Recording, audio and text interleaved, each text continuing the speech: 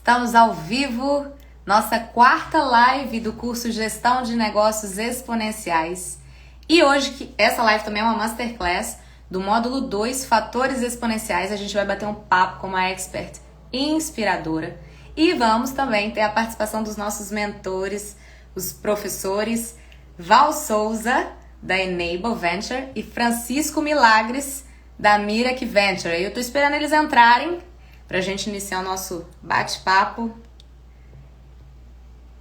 E vocês vão poder aprender um pouco mais sobre fatores exponenciais, né, que são os temas, o conceito, a aplicação à prática com o negócio inovador da Giane Brocco. Vocês vão se inspirar, inclusive. Boa noite, pessoal. Quem tiver dúvidas também pode deixar aqui.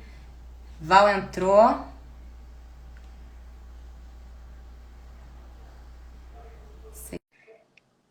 Bem-vinda, Val.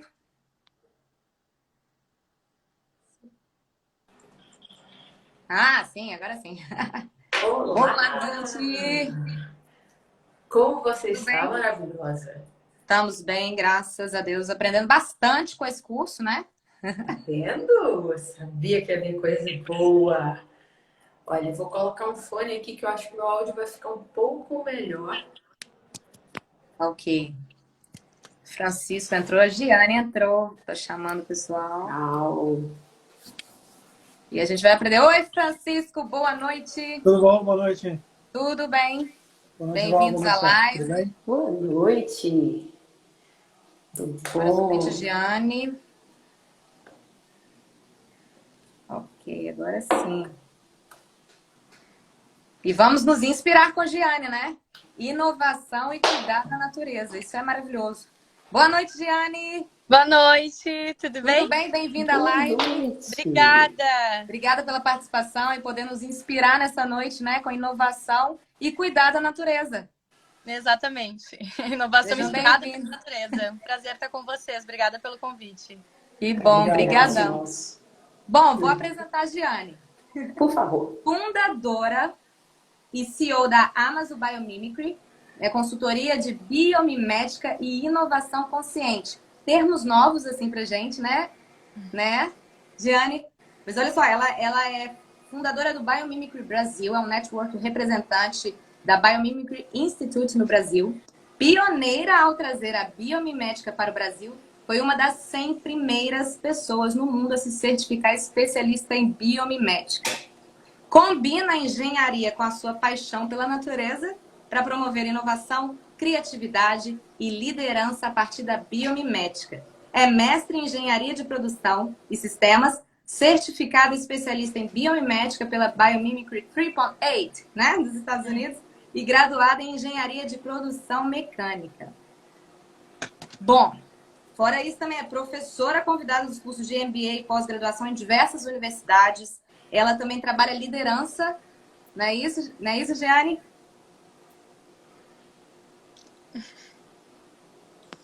Estão me ouvindo? Estou te ouvindo. Ah, ok. Voltou. E eu queria que Giane, antes de falar da Amazon e dessa missão linda que ela tem... Voltou? Tá. Vocês estão me ouvindo? Tô te ouvindo. Ah, ok. Certinho. Eu queria que você apresentasse pra gente primeiro o conceito de biomimética. Tá certo. Gente, vamos lá, então. Mais uma vez, obrigada. Estou super feliz de estar aqui conversando com vocês. Eu peço desculpas que eu tô hoje sem a parte técnica para fazer lives. Eu não tô na minha casa. Então, se cair o celular e tudo mais, vocês relevem, tá? Tranquilo. Vamos bater um papo. Estaremos aqui. Estaremos aqui.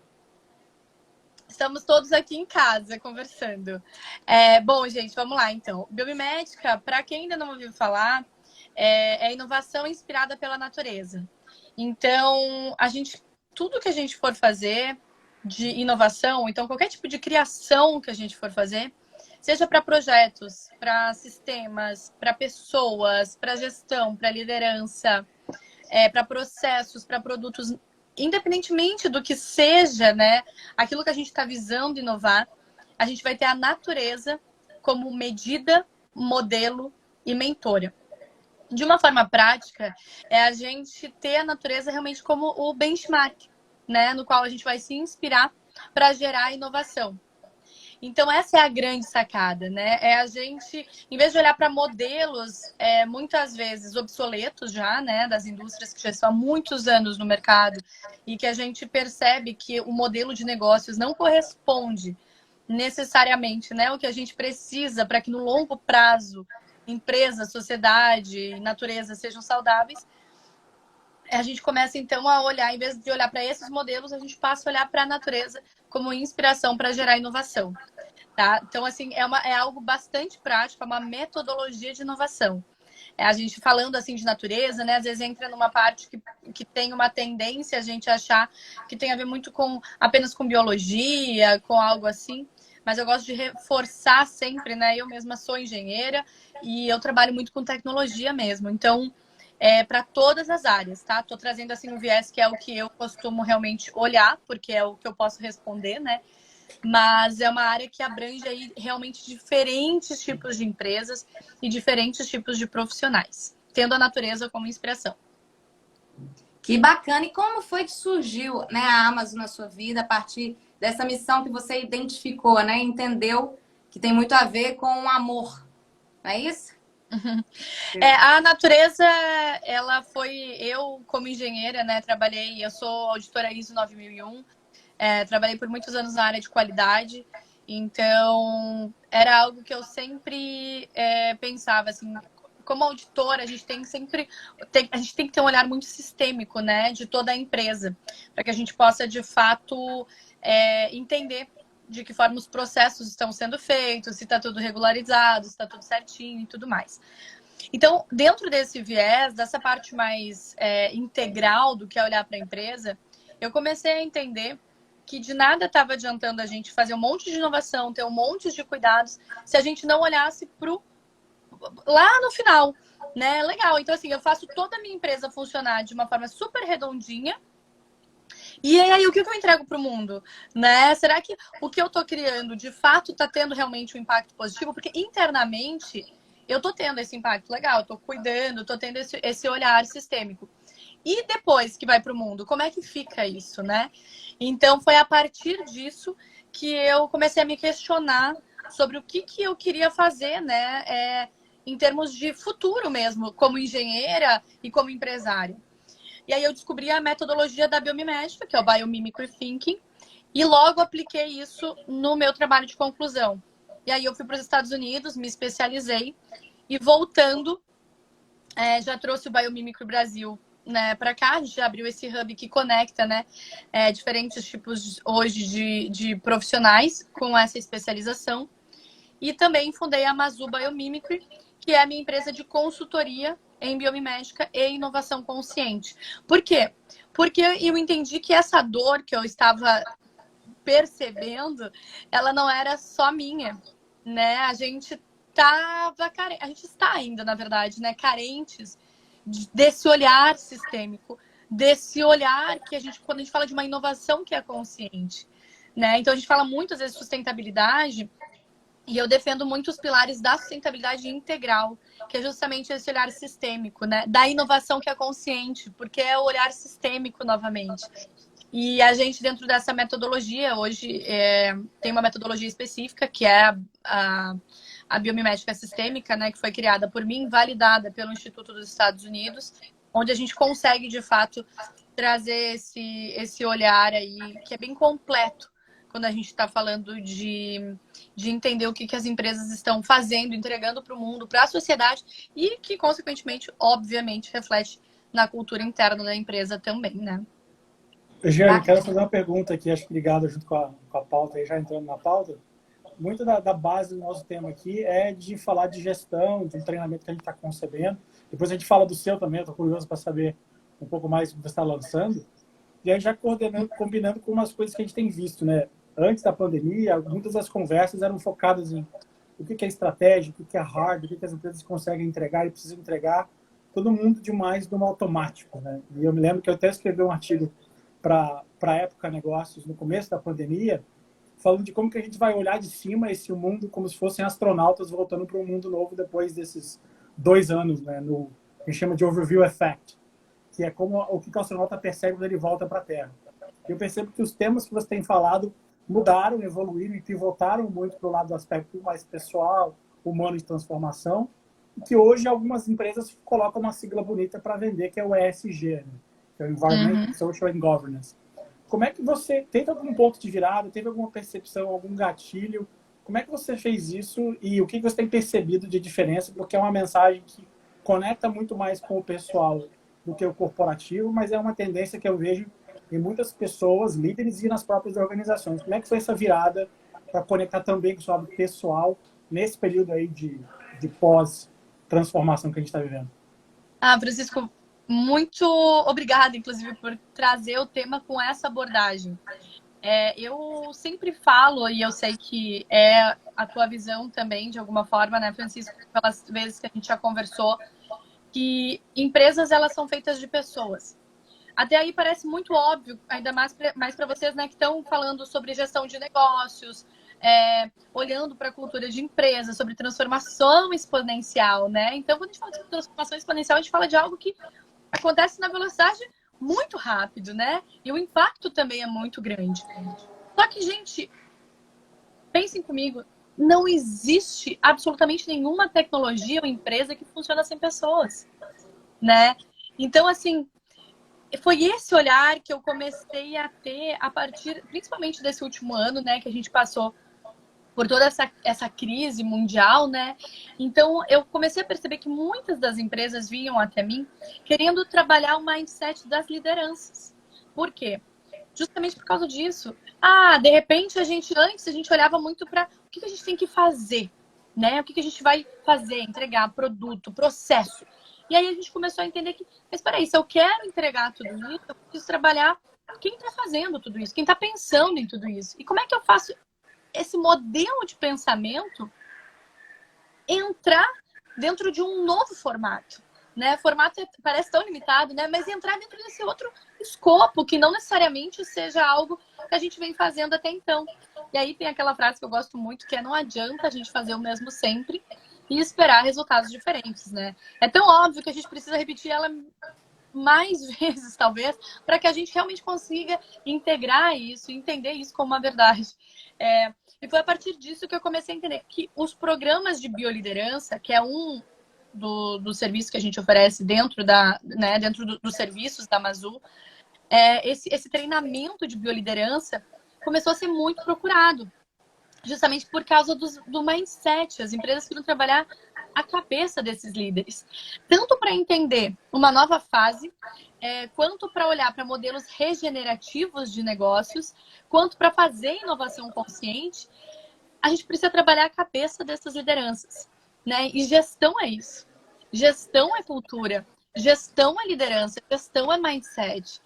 Então, a partir desse olhar mais humano, foi algo também que me transformou muito como profissional, né? Eu tenho um background aí, como vocês viram na minha bio, muito voltado para a tecnologia, né? Dentro de engenharia, meu mestrado em engenharia, minha formação em engenharia. Eu tenho diversos cursos voltados para essa área.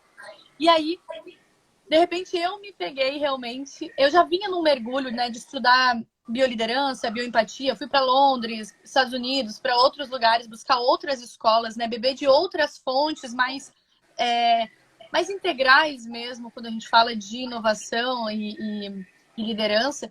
E eu comecei a gostar muito disso, comecei a abraçar mais isso dentro do dia a dia da Amazul. E o retorno foi super positivo.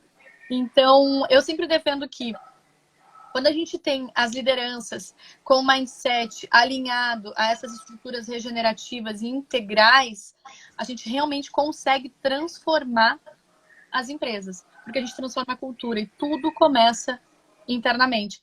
E aí surgiu esse curso, né, que eu estou dando agora, devido também a uma demanda, né, Francisco, que vem de um lugar que é um pouco diferente. Eu sempre trabalhei muito com tecnologia, com inovação, algo muito mais técnico.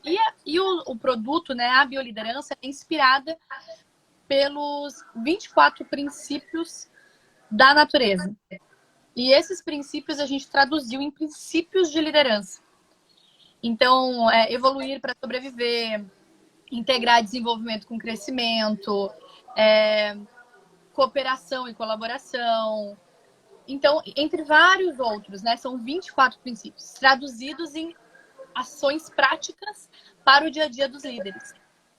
Aí, dentro desse escopo, eu resolvi integrar um outro olhar aí, um pouco mais humano e até um pouco mais holístico, para trazer esse viés da natureza como um lugar de cura mesmo para as pessoas e para o mundo.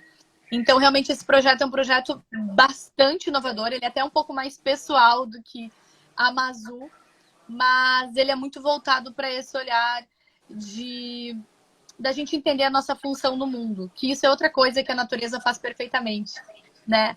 A abelha não tenta ser leão. Ela entende a importância dela sendo abelha. E o leão não tenta ser elefante porque ele entende que ele é importante dentro do ecossistema como o leão. E cada um respeita a sua função e a exerce da melhor forma possível.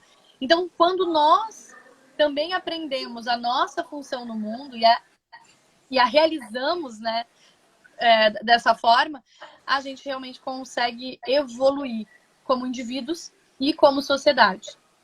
Então, assim, a gente consegue caminhar e olhar para a natureza de muitas formas quando a gente fala de trazer ela como benchmark, como inspiração. Antes eu vou interromper, acho que obrigado pelo ponto, Jane, que conecta muito com o que a gente tem falado. Depois eu peço para a Val comentar um aspecto que ela vai falar bastante, depois a gente circular de volta para a Tech, mas quando você fala de escolas diferentes, eu vejo muito que é o que falta às vezes no nosso mundo, né? As pessoas, quando falam de gestão de negócio, as pessoas vivem no máximo na sua bolha, nos seus negócios, ou enquanto a gente conhece o dia a dia da nossa empresa, mas efetivamente como é que eu consigo nesse desafio, por exemplo, você que também é fã de São Francisco, Califórnia, que é um outro planeta dentro dos Estados Unidos, né? Califórnia é um outro planeta, 20% da receita dos impostos são colocados na Califórnia, tem tantos problemas particulares, mas o way of life da Califórnia é diferente do restante dos Estados Unidos. E Europa, né, que tem uma escola um pouco mais antiga, história e referência muito mais humana do que técnica, mas quando a gente olha a natureza, você tem benchmarkings de milhares de anos. E quando a gente olha o negócio, os negócios têm, no máximo, dezenas ou centenas de anos, se a gente está olhando algum índice que tem algumas referências históricas, né? Mas eu sempre falo que no negócio a gente tem que considerar a gestão como se fosse um carro que tem um retrovisor e os vidros da frente. A gente precisa ter um retrovisor para olhar para trás, para comandar e gerenciar o negócio, mas o vidro da frente tem que ser também muito claro para a gente trabalhar nessa gestão, né? Que aí eu queria depois trazer o ponto para que a Val possa complementar. Como é que a gente amarra esses conceitos que ela vai falar de OKR, de metas, de gestão, e com o que você fala de natureza, né? Obrigado, Ana, aí pela presença. Tem sempre gente muito legal e a Ana correlaciona muita gente, conecta muita gente legal. Valeu, Ana. Comentário, obrigada. É muito legal isso, né, Francisco? Da gente. Eu morei em São Francisco, né, na Califórnia, então quando eu fiz a minha especialização. E é muito legal de ver a evolução, realmente. Sempre que eu tenho oportunidade, eu vou para lá. Só não fui esse último ano, né, devido a toda a situação. E é um grande aprendizado, realmente. Se a gente não aprender, se a gente precisa quebrar essa bolha, né? Porque é muito zona de conforto, né, Francisco? Assim, então, por exemplo, seria muito mais prático eu, como engenheira, né? Eu só posso olhar realmente para o meu background nesse sentido. Eu ficar bebendo das fontes que eu já estava acostumada. Então, assim, não é que eu ignoro tudo que eu tenho como background dentro da engenharia, ao contrário, ela é a base de tudo dentro né, da minha forma de trabalhar.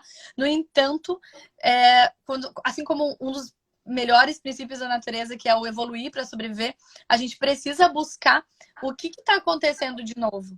Né? E eu percebo que, por exemplo, esse mindset nos Estados Unidos, ele é muito aberto, ele é muito aceito. Então, a gente vê muito Vale do Silício e tudo mais, sempre trazendo uma inovação, sempre tendo um incentivo, até de tentativa e erro, né? No sentido de, tipo, putz, vamos ver o que acontece se a gente começar a fazer dessa forma. E aqui a gente é um pouco mais conservadores, né? A gente demora um pouquinho mais para dar a cara a tapa, assim, vamos lá, vamos ser pioneiro, vamos começar, vamos ver o que acontece. Então, esse ponto é algo que eu sempre procuro frisar, assim, do tipo, como é importante a gente não ter medo de fazer diferente, né? Porque a inovação também tem conexão com isso, sabe? E é por isso que nos encanta tanto o que a gente vê acontecendo muitas vezes lá fora, né? A gente tem coisas incríveis rolando no Brasil, mas que às vezes por falta justamente de incentivo, né? De mentes um pouco mais abertas aí para novos modelos de negócio, acaba um pouco se perdendo, inclusive às vezes indo para fora para poder voltar para o Brasil, o que não faz o menor sentido, né? Então, eu acho que a gente começar a abrir a cabeça nesse sentido é de extrema importância para a gente ver aí os negócios cada vez mais atingindo patamares ainda mais grandiosos, né, dentro do nosso país. A gente tem mentes brilhantes.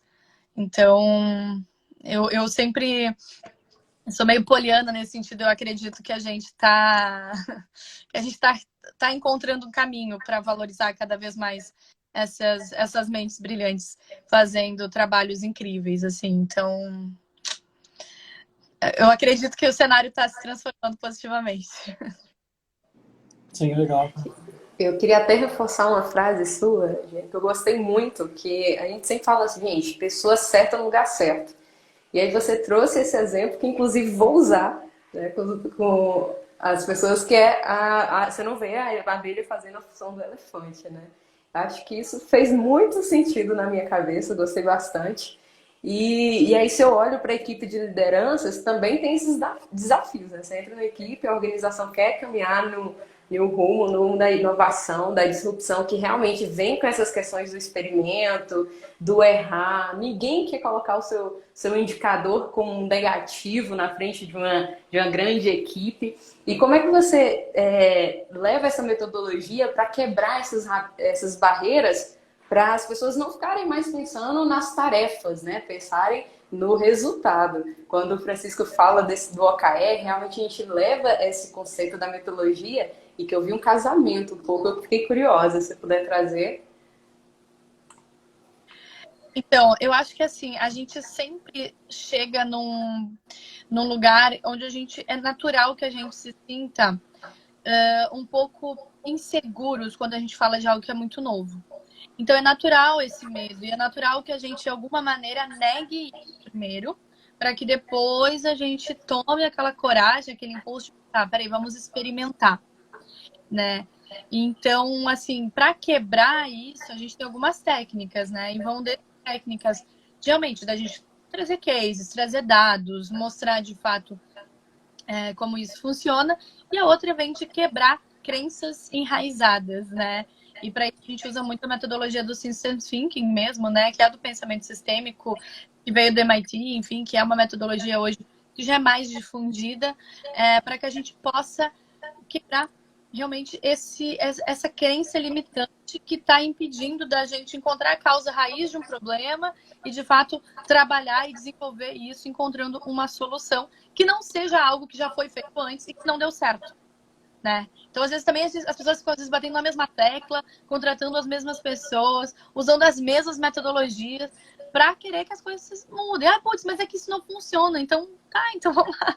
Então, vamos tentar algo que talvez ainda não foi feito e que talvez ainda não seja conhecido, né? Eu assim, com a biomimética é a história da minha vida, isso, né? Assim, são 8 anos trabalhando com biomimética e ainda é um tema muito inovador, né? Então, assim, se em 2012 isso era muito inovador, em 2021 isso continua sendo muito inovador e enfim, é realmente assim, talvez seja um dos maiores desafios seja levar essa consciência, né, para as empresas, para as pessoas, explicar o que é e não necessariamente convencer, né, não gosto tanto dessa palavra, mas demonstrar a eficiência e eficácia do método, que talvez não seja o óbvio, que ainda não é conhecido, não é tão difundido, porém, a partir do momento que você entende, você consegue rapidamente conectar e entender que certamente vai trazer benefícios para a empresa, né? Então, assim, tem que ter paciência. Assim como tudo, né, gente? Eu sempre falo... É como se você estivesse falando com uma criança. Você não pode obrigar essa criança que nunca antes da vida ouviu falar sobre uma coisa que ela já entenda, que ela já sabe. Então, você vai lá e explica.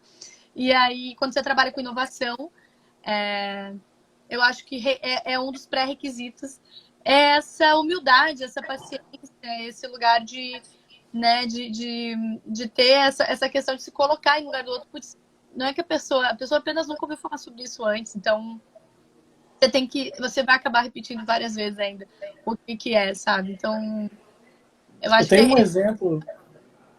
tenho um exemplo de uma expressão, Jean, desculpa te interromper, que um colega meu, na época da faculdade, ele foi contratado, e quem lembrar do nome acusa a idade, ele foi contratado pela Netscape, na época da American Online, e ele era um Technology Evangelist. Ele era um evangelista de tecnologia. Uau. E o objetivo dele era criar conceitos em cima de um navegador de um produto para poder mostrar como funcionava para gente que nunca tinha visto aquilo. Então é exatamente o que a gente faz. Nós somos evangelistas no que a gente desenvolve. Tem assuntos que às vezes as pessoas, às vezes dentro de casa, no dia a dia, a gente vai falar com os pais, com o irmão, as pessoas não entendem o que a gente está falando, mas eles vão ouvir porque tem que ouvir, vai dar um feedback, vai dar o que a gente quer ouvir, não o que a gente precisa ouvir. Mas a gente fala, às vezes fica como chato, mas está sendo um technology evangelist, um strategy evangelist, porque faz parte de mostrar o que funciona, mas aqui lá na frente, talvez isso seja reconhecido como alguma coisa de referência, né? Perfeito, gostei do termo, Francisco. Talvez eu vou até atualizar meu LinkedIn agora. Sim. Biomimicry Evangelist. É isso aí. Exato, vou começar a colocar. Eu acho que assim. É isso aí. É um bom termo para definir, porque de alguma forma a gente acaba sendo essas pessoas, né? Mas é muito legal também ao mesmo tempo, que você deve passar por isso bastante também, que as pessoas elas têm um interesse genuíno, né? Muitas vezes saber. Então você vê o olho da pessoa brilhando, falando, não, mas peraí, mas não entendi, me fala mais sobre isso, sabe? Aí tu fica tipo assim, sério mesmo? Que tu tá sabendo que tu entra num limbo às vezes, tipo, será que eu tô sendo chato ou será que eu realmente estou sendo didático, sabe? Mas eu acho que muitas vezes as pessoas, de fato, elas têm muito mais curiosidade, às vezes, do que a gente imagina. E como a gente faz isso todos os dias, parece óbvio, né? Mas o óbvio precisa ser dito, então é sobre isso também. Exato. E até dentro disso, a minha dúvida seria como é a concorrência de mercado, né? Para essa inovação que você leva, esse evangelismo que você faz. Você estuda esse mercado? Você tem concorrentes? Tem sim. Hoje a gente tem outros especialistas, né, no mercado brasileiro que também trabalham com a biomimética. E a gente tem ao redor do mundo inteiro, né, os hubs de biomimética e o próprio Biomimicry Institute, né, que é o Instituto de Biomimética que a gente apoia aqui no Brasil, mas que não deixa, eu não chamaria de concorrência. Eu acho que a gente é muito mais parceiros do que necessariamente concorrentes, né? Então, dentro da natureza, a gente trabalha muito com a lógica da colaboração e da cooperação. Então, eu tenho muito mais esse olhar de colaboração, sabe? Porque muitas vezes o background é diferente. Então, por exemplo, assim, eu sou engenheira e muitas vezes eu preciso contar com um especialista que seja biólogo ou que seja químico. Então, a gente vai conectando essas especializações, né, para que a gente possa chegar no resultado final. Mas, sim, tem um mercado, assim, é que não é um mercado tão óbvio, ainda não é aquela competição afinco, assim, sabe? Do tipo, preciso pegar o cliente. Aí na frente. É outra forma, até porque mesmo dentro das próprias consultorias hoje de biomimética ou de inovação consciente, a gente vê metodologias diferentes, né? Então, por exemplo, a Amazul, a gente trabalha com a metodologia biomimética sistêmica, que é só nossa, porque foi criada por mim, né? E é validado pelos Estados Unidos. Então, pelo Biomimicry Institute dos Estados Unidos. Então, assim, depende muito também do que a empresa está querendo desenvolver. Então, acaba muito mais a gente trabalhando realmente em competição, em colaboração do que em competição, necessariamente. Mas sim, existe. Por ser um mercado que ainda não é tão conhecido, talvez a maior dificuldade talvez seja essa. Né? E tem dentro escolher o ideal, mas assim, do cliente escolher qual seria a consultoria ideal, porque ele não tem tanta referência de mercado. Talvez essa seja a maior dificuldade. Não necessariamente entre os business, mas do cliente entender o que ele precisa. Então, a gente às vezes acaba percebendo que alguns clientes buscam isso, mas não necessariamente escolhem os parceiros mais adequados e isso acaba prejudicando o mercado em si, porque parece que todo mundo trabalha daquela forma. Então, o meu convite é, quando você vai buscar algo que tem a ver com esse tipo de inovação, que é bastante, que é muito mais inovação radical, totalmente disruptiva, você tome muito cuidado dos cases dessa empresa, com quem que já trabalhou, quem são os profissionais que vão conduzir o negócio, a consultoria, o desenvolvimento, né, ou o treinamento, que seja, para que de fato estejam adequados, alinhados com aquilo que você está buscando, sabe? Então, acho que é muito mais nesse sentido. Tem um exemplo, talvez, que eu possa trazer, que a gente está aqui, né? Tanto a Enable quanto a Mirac atuam com inovação, em algumas áreas de intersecção, mas não é competição direta. Tem abordagens complementares, a gente está criando esse curso juntos, mas é muito uma abordagem, talvez, em como é que a gente, por exemplo, como é que eu faço isso quando eu tenho competição em vários pares no segmento que está crescendo, né? Hoje tem muita gente já falando do assunto que surgiu há 6 anos atrás, né? Vai sair o livro novo agora. Mas o que aconteceu? O que a gente fez foi, para eu criar uma competição, vai ser difícil porque as pessoas têm que conhecer o assunto. Eu prefiro que o assunto seja conhecido e mais pessoas conheçam para contratar e lidar com a concorrência. Por exemplo, você teve acesso antes do livro, daquela cópia do livro lá que a gente fez, abriu metodologia, a gente já criou uma versão nova. Quando o livro foi publicado em 2019, a gente estava 2 anos na frente já de aplicação prática de versões novas de desenvolvimento, de inovação. E aí as pessoas perguntaram, será que vão surgir consultorias e pessoas especialistas nesses projetos? Vão surgir, mas a gente sempre fala, né? Não é fácil você ir numa livraria e comprar um livro sobre como jogar futebol e só jogando futebol. Você tem que jogar com quem conhece, quem já praticou, que esse é o ponto, né? E a concorrência vem porque a competição com cooperação vem porque você é chamada para projetos do mundo inteiro. As pessoas me ligam, a gente faz cooperação, projetos, porque tem oportunidades que as pessoas acabam conhecendo o que a gente faz, né? Que acho que essa é a vantagem. Né? É muito mais cooperação do que competição mesmo. A gente está aprendendo a trabalhar em rede, né, gente? Eu acho que isso é algo que a natureza ela sempre trabalha de uma maneira em rede, ela sempre é interconectada, é interdependente. Então, nenhum organismo existe sozinho. Acho que isso é algo que é essencial da gente lembrar, sabe? Então, assim, mesmo nós, seres humanos, não existimos sem os outros organismos, né? Nós somos natureza. E quando a gente olha para os negócios, a gente fala falando muito sobre negócios sustentáveis, regenerativos, tecnologias com impacto positivo, tecnologias exponenciais. Quem faz isso? A natureza. Mas como que ela trabalha para fazer isso? Ela é totalmente descentralizada e interdependente. Olha que louco. Ela é descentralizada, porém ela entende que ela é interdependente, porque ela está de alguma forma está todo mundo conectado. Então, quando a gente olha dessa forma para os nossos negócios, a gente também ressignifica muito da nossa forma de trabalhar, né? Que é muito isso do que a gente está falando aqui. Que ainda que a gente tenha soluções que conversem, existe algo de único em cada uma delas. E como a gente está falando de algo que é muito novo, se a gente não expor, se a gente não falar, se a gente não evangelizar, né? Se a gente não levar isso adiante, as pessoas nunca vão poder conhecer, elas nunca vão poder escolher. Então, realmente, a gente precisa surfar juntos essa onda, né? Não existe um mar crowdado, né? Como se usa dentro do surf, assim, não. Essa onda, cabe todo mundo nessa onda. É meio isso. Agora, os estilos de surf nessa onda vão variar. E aí você vai se identificar com quem, né? Aí conectar de alguma forma, enfim, com seu negócio, com você como pessoa. Eu acho que é meio que sobre isso, assim. É um dos diferenciais, né, das boas práticas de um negócio exponencial, é atrair para o seu propósito, né? Para poder gerar esse valor dentro desse ecossistema. E só assim, tirando uma dúvida, uma curiosidade sobre o seu negócio digital. Quem faz parte do seu ecossistema, né? Os profissionais, as empresas que trabalham junto com você para gerar esse valor. Hoje a gente tem um modelo totalmente também descentralizado.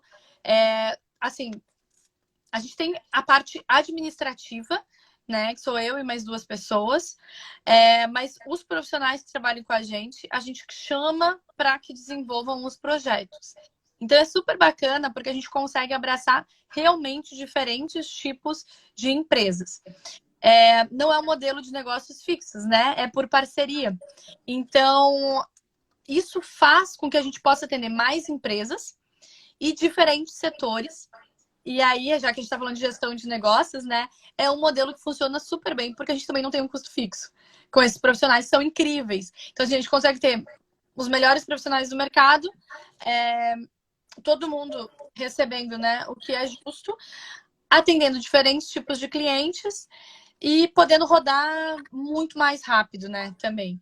Então, em diferentes tipos de projetos, porque eu não preciso ter os mesmos profissionais alocados.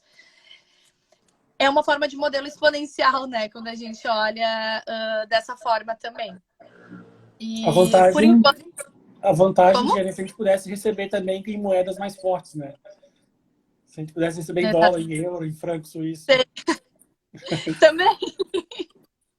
A gente tem algumas parcerias hoje com o Instituto dos Estados Unidos, com o Biomimicry da Argentina, Guatemala, Itália. A gente atende como parceiros, né?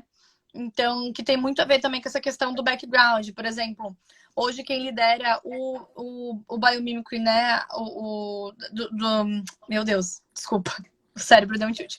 Da Argentina é a Mônica, que ela é arquiteta.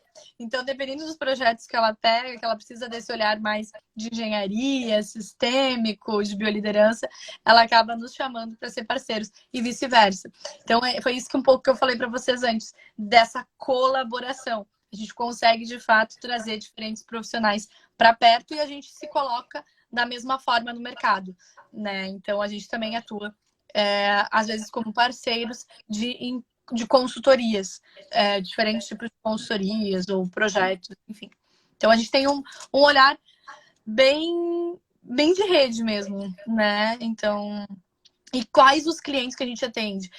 Absolutamente todos os tipos. Então, desde indústrias de polímeros, mineradora, agência de publicidade, não tem assim, não tem uma atividade específica isolada que a gente atenda, né? A gente consegue trabalhar com todas as empresas, que é uma coisa que é um dos grandes diferenciais da metodologia da biomimética, é que a natureza, eu sempre falo isso, o Francisco já deve ter me ouvido falar muitas vezes, é que a natureza pensou nisso primeiro e a natureza tem resposta para tudo. O segredo é fazer a pergunta certa para a natureza. Então, quando a gente começa a aprender a fazer a pergunta certa, a gente começa a ver que a natureza já tem a solução. Eu não posso perguntar como a natureza cria um computador. Eu não posso perguntar como a natureza cria uma lâmpada. Eu não posso perguntar como a natureza cria equipes engajadas. Mas eu posso perguntar como a natureza comunica, como a natureza absorve luz, como a natureza envia sinais, como a natureza envia dados, como a natureza colabora, como a natureza aprende por ciclos de feedback e assim por diante. Então, só essas perguntas que eu fui trazendo aqui para vocês já vão me respondendo esses 3 desafios. Eu lancei 3 desafios rapidamente e eu já teria respostas, né, dentro de uma linguagem biológica para todos eles com essas perguntas bem simples aqui, tá? A gente faz perguntas mais complexas, obviamente, do que essa, mas só para que todo mundo possa estar na mesma página. E aí a gente vai traduzir essa linguagem biológica para uma linguagem industrial, para uma linguagem de liderança, para uma linguagem de arquitetura, para uma linguagem de medicina, para uma linguagem de engenharia e assim por diante. Isso que é o bacana da biomédica, é que a gente realmente pode olhar para todos os tipos de desafios, desde que a gente faça a pergunta certa para a natureza. E aí você inicia um ciclo de inovação, certo? Quanto tempo dura, em média? Você podia citar algum projeto recente pra gente? Sim, a gente tem assim, hoje a gente trabalha dentro do sprint. Por quê? Porque a gente tem o interesse de atender o máximo de empresas possíveis e gerar um MVP sem que a gente acompanhe necessariamente esse MVP girando, tá? Então, a gente, hoje, dentro do nosso modelo de negócios, a gente vai trabalhar de 5 a 7 dias para gerar esse MVP, a gente valida ele, que é o sprint, né? Vocês já devem ter ouvido falar bastante aí sobre essa metodologia. Só que o sprint é associado ao Biomimicry Thinking com o Systems Thinking, né? Então, esse é o diferencial. E aí, depois disso, a gente faz um acompanhamento com a empresa de 3, 6 meses, um ano, e daí depende do tamanho do desafio do projeto, do acordo que a gente vai ter com a empresa, de como que a empresa quer conduzir esse negócio. Então, assim, isso vai ser conversado e negociado. A gente sempre sugere pelo menos 3 meses após essa entrega desse MVP, que é dentro de uma semana. Então, a gente consegue realmente rodar vários projetos e ter resultados bem bacanas aí com diferentes tipos de empresa e dentro de um tempo bem mínimo, né? As pessoas acham que é muito complexo, só que como a gente não entra necessariamente nessa parte do desenvolvimento especificamente, né, de fazer um acompanhamento dentro, né, em loco, a gente consegue entregar valor muito mais rápido. Mas a gente não abandona, tá, o que a gente fez. A gente tem esse acordo que a gente vai fazer com a empresa e aí a gente consegue ficar juntos pelo tempo que for necessário.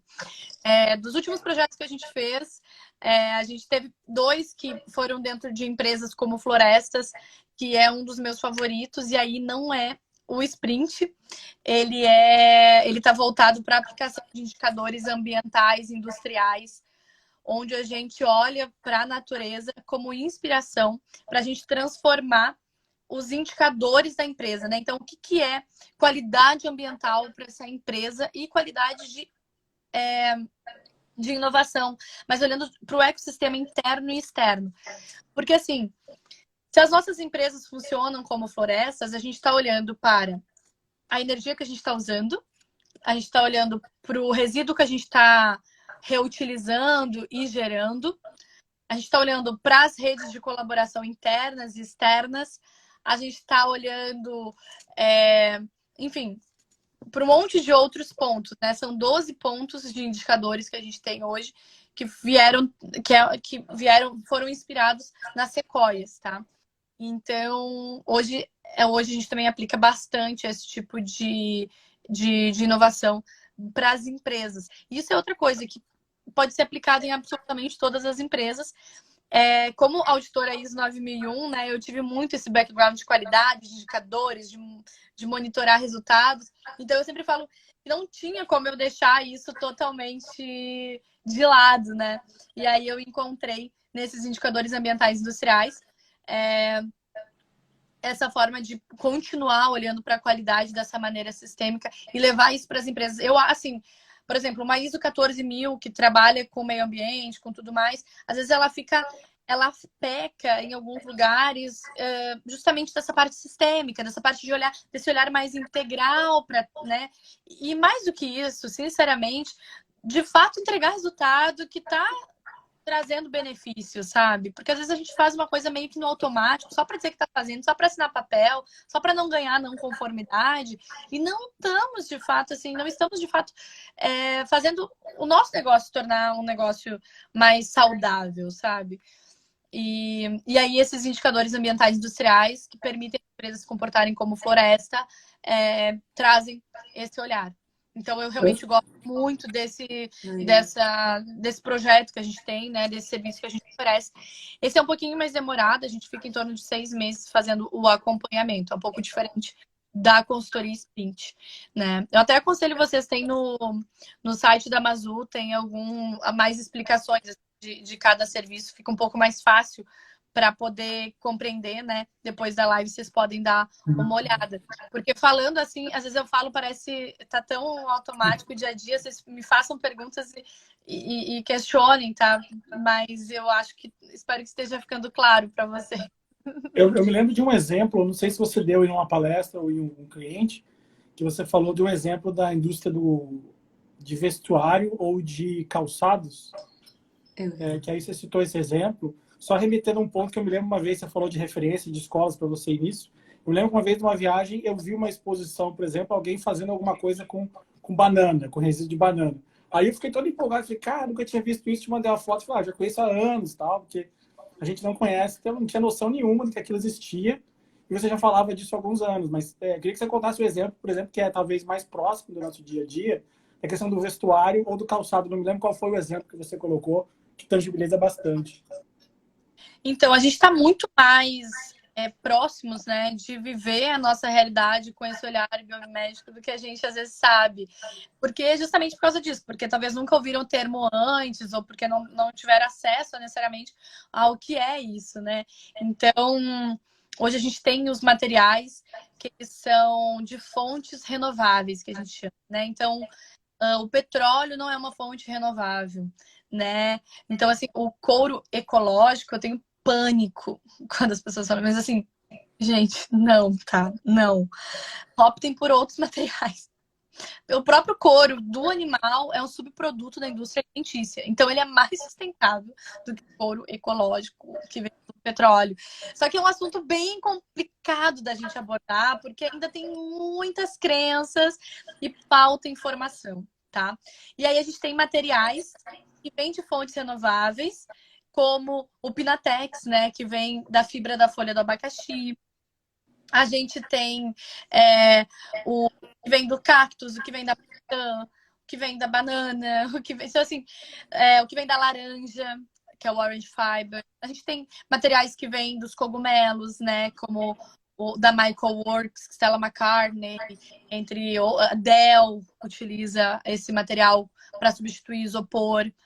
Então, assim, a gente consegue ver que o mesmo organismo, né, por exemplo, o fungo, né, a raiz do cogumelo, o micélio, consegue, com restos orgânicos, consegue substituir tanto o plástico quanto um couro, seja de fonte animal, seja do petróleo, né, o ecológico.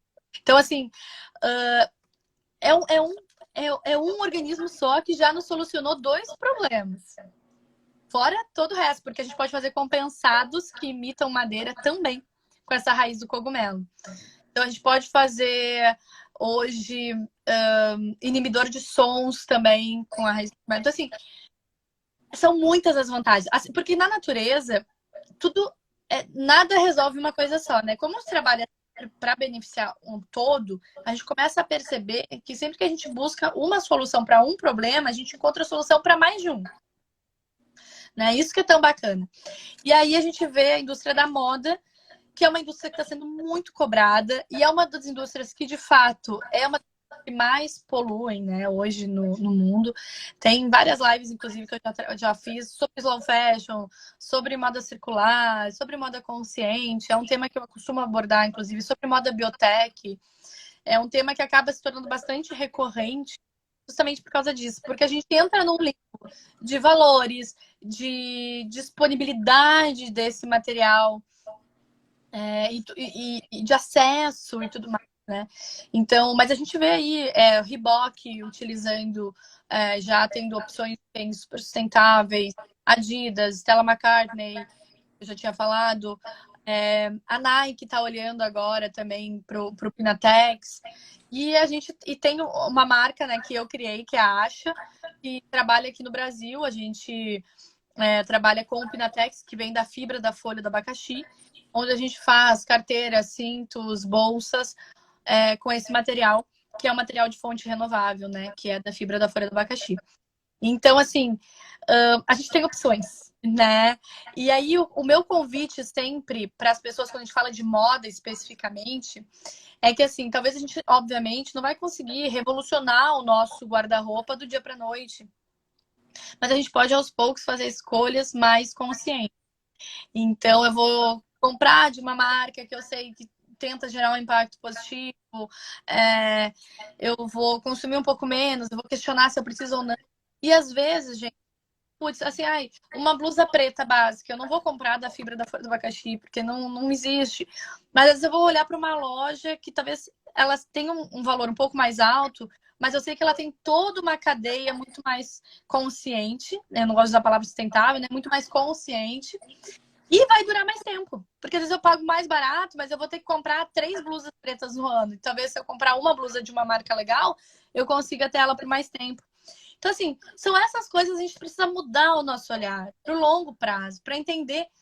A gente precisa começar a entender de ciclo de vida de produto, a gente precisa entender sobre cadeia de produção, a gente precisa entender que o lixo é um erro de design, né? Então, assim, o lixo, não existe lixo na natureza. quem cria as coisas para serem descartadas e não voltarem a rodar, somos nós, né? A natureza não cria lixo, tudo vira matéria-prima, tudo volta para o ecossistema. Então, assim, é sobre isso que a gente precisa começar a compreender mais. Aí a gente começa a fazer escolhas mais saudáveis, mais sustentáveis, na moda, na alimentação e para as nossas empresas, para os nossos negócios também. É aos poucos. Eu sempre falo assim, não adianta a gente ter a ilusão de que do dia para a noite o mundo vai mudar, sabe? Assim, eu acho que até seria chato se isso acontecesse, bem sinceramente, sabe? A gente precisa encontrar um equilíbrio, não a perfeição. Então, quando a gente abre da perfeição, a gente consegue dar o primeiro passo. Se eu não quero ser perfeito, eu consigo dar um primeiro passo. Se eu só dar o primeiro passo quando eu entender que eu vou ser perfeito, eu nunca vou sair do lugar. Isso vale para tantas coisas, né? Então, acho que é um pouco assim, é algo para a gente parar e pensar. Eu me lembro de um exemplo, Jane, que estava falando com um amigo meu que trabalha com uma parceria com a Estação Espacial e com a NASA, que esse é o exemplo talvez mais extremo de que não existe jogar fora. Porque lá não se joga nada fora, tá ali, o mundo dele é aquela estação, né? E aí eu me lembro de um projeto que uma grande indústria química no Brasil, que eu fiz uma consultoria recente, e a linha de projeto que ganhou e que avançou foi de impacto, sustentabilidade e ciclo completo de produtos. Eles usam essa linha lá na estação espacial para impressão 3D. Então, por exemplo, eles fazem uma impressão 3D em ambiente de microgravidade, que é um outro ambiente, né? Porque impressão 3D, para quem nunca viu, é uma impressora que, pela gravidade, ejeta uma resina ou vários tipos de resinas e gera um material. O desafio dessa estação espacial é como é que eu consigo gerar uma peça sobressalente quando eu preciso, algum item, por extrusão, mas com um ambiente que não tem uma gravidade como na Terra, e gerar esse material. Eles conseguiram gerar impressora, que esse item pode ser usado e completamente reciclado. Então, ele tem uma reciclagem completa que ele cumpre a função exata da natureza. E aí eu estava até questionando para eles, vocês têm uma estação espacial, não é tão grande, vocês não devem rodar isso todos os dias. Eu até pedi para eles explicarem, né, como é que a natureza ajuda eles em outras funções. Ele me deu um exemplo que eu nunca imaginaria. Ele comentou que tinha gente na estação espacial que estava há meses lá na estação e estava até tendo desvio cognitivo com relação às pessoas que estavam na Terra, distância e percepção de tempo, de dia. E eles criaram algumas regiões do mundo, algumas escolas e as famílias criavam um brinquedo ou alguma coisa que essa pessoa tinha uma conexão afetiva na Terra. Esse item era escaneado 3D, o upload era feito para a estação, demorava 7 minutos para fazer o upload, e lá ele imprimia esse brinquedo ou esse item da família, e eles tinham a conexão via vídeo, com um atraso mínimo. Isso gerava também uma resolução de até um aspecto mais pessoal, essas pessoas que estavam na estação espacial. Quer dizer, até nesse tipo de problema, ele tinha um endereçamento para resolver uma questão pessoal, mental, de conexão com alguém da Terra, num item que girava 100% numa estação espacial, né? Então, até nesse tipo de ambiente de super nicho, dá para encontrar. E lá não tem, assim, ele falava, there's no plan B. Não existe um plano B que acabou isso aqui, eu vou jogar a Terra e fazer o outro. Não existe, there is no planet B, né? There is no planet B. Acho que esse é um dos maiores dos maiores mantras que a gente precisa ter, assim, por mais que a gente esteja explorando, né, outros lugares no espaço, acho que não vale a gente entrar nesse tema aqui, porque, né, são visões mais complexas. Porém, a gente precisa cuidar do nosso planeta também, sabe? E tomar isso como inspiração, assim, de fato, né? Eu acho que quando a gente é colocado em lugares extremos, ambientes extremos, situações extremas, a gente começa a repensar muita coisa. Foi um pouco do que aconteceu na pandemia, quando ela estava, né, mais extrema do que ela está agora, né? Logo no início, assim, quando a gente viu, a gente foi colocado numa situação totalmente, assim, né? Putz, a gente precisa encontrar uma solução. E é muito interessante, porque a gente volta muito para um olhar com muito mais significado do que a gente está fazendo no mundo, do que a gente está gerando, do que a gente está entregando, do que a gente está recebendo. E aí me lembrou um pouco disso que tu falou, né? De como essa parte afetiva também importa. E quando a gente tem esse olhar afetivo, a gente pode falar assim, pela natureza e por nós como seres humanos também, e somos natureza, mas é importante a gente reforçar, porque a gente esquece um pouco disso, a gente ressignifica muito, né, do que a gente faz como escolha, do que a gente faz como profissionais. Então, sim, é essencial. A gente sempre diz que o reconectar, que é um dos elementos essenciais da biomimética, ele é essencial para que a gente tenha o emular, que é o criar inovação a partir da natureza. Então, a gente começa com os 3 elementos essenciais da biomimética são o ethos, que é o porquê eu faço o que eu faço. Então, eu começo a me questionar, né? Então, por que é que eu escolhi isso? Por que é que isso é importante? Será que o mundo precisa disso? Aí eu me reconecto com a natureza, que significa essencialmente reconectar comigo e com os outros e com os organismos naturais. Aquieto um pouco minha inteligência, consigo olhar para os outros e aprender com eles. Esse é o reconectar, né? Porque já somos conectados, então reconectamos, passamos a olhar com esse olhar de curiosidade, de humildade para aprender com os outros organismos, e aí eu consigo emular, aí eu consigo criar inovação, aí eu consigo fazer diferente. Então, esses passos, eles são essenciais, e é muito interessante a gente ver que em lugares como a NASA, por exemplo, já existe esse tipo de visão, talvez não necessariamente com esses termos, mas já é feito isso, né? Então, que bacana se a gente conseguir, a partir de hoje, já trazer isso para a nossa realidade também, né? Sem que a gente precise necessariamente, novamente, ser colocado numa situação de extremos, né? Para que a gente possa tomar uma atitude diferente do que a gente vem tendo então. A busca por sair do nosso mundinho e enxergar, né, mais amplo. Lá eles saem do mundo e enxergam de fora. Então, de repente, vem para essa reflexão e o cumprimento de missão, né? A gente tem aprendido nesse módulo sobre o propósito transformador massivo. E isso é um diferencial competitivo, né, para o negócio exponencial. Fala um pouquinho para a gente sobre o propósito, né, da Amazul. E é muito mais do que eu estou aprendendo, né? Estou aqui como uma aluna. Muito mais do que você ter um manifesto na parede da empresa, né? É isso. A gente não consegue enganar todo mundo o tempo inteiro. Ponto. Então não adianta botar um manifesto na parede se ele não for a sua verdade. Que é algo que eu sempre falo assim, não adianta sair fazendo greenwashing, não adianta sair falando que vai salvar o mundo, que é isso, que é aquilo, se você de fato não é. Então eu nunca coloco a Amazul como, nós somos uma empresa verde. Eu nem gosto, sabe? A gente é colorida, a gente é da cor que você quiser, que a gente quiser. Por quê? Porque a natureza é colorida, a natureza é diversa. Só a diversidade gera inovação, né? Então, acho que isso é muito importante também. Essa verdade. E a gente leva isso de uma maneira, assim, muito forte. Porque eu não tento vender para nenhum dos meus clientes algo que seja assim, vou transformar, vai mudar a tua vida, vai mudar todo mundo. A gente vai gerar um impacto positivo. Mas a gente precisa ir passo a passo para que, de fato, a gente chegue lá, sabe? E isso é muito essencial. Então, assim, a gente olhar com verdade, a gente ser transparente com as pessoas. A gente vê as pessoas vendendo coisas absurdas, mas não tem propósito, não tem verdade. É só uma grande lavagem cerebral. Eu tenho pânico disso, sabe? O propósito da Amazul é criar empresas, é facilitar, é auxiliar, é estar junto com as empresas para que elas se tornem empresas conscientes, que gerem inovação consciente, que tenham líderes conscientes, né? A partir desse olhar para a natureza. Então, tendo a natureza como mentora, tendo a natureza como uma grande inspiração. Nosso propósito é gerar impacto positivo de uma maneira real, de uma maneira prática, e de uma maneira sistêmica, respeitando os limites e o tempo de pessoas e de negócios.